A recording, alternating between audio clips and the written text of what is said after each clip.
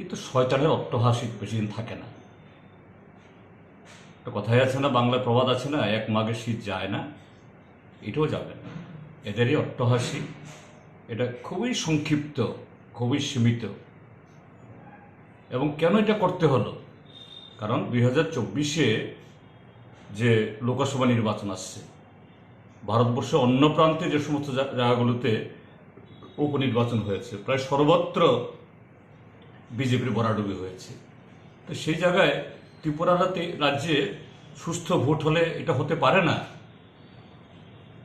কাজেই এটা শয়তানের অট্টহাসি, এটা স্বতঃস্ফূর্ত হাসি না। এবং ধনপুরের মানুষ, সেখানকার মানুষকে গিয়ে যদি জিজ্ঞেস করে মিডিয়া, এরাই বলবে কেউ খুশি না। এই রেজাল্ট, এটা জনগণের রেজাল্ট না, এটা গণতান্ত্রিক চেতনার প্রতিফলন নয়, এটা স্বৈরাচারের একটা সাময়িক, এটা কি বলে, দুর্ঘটনা মাত্র।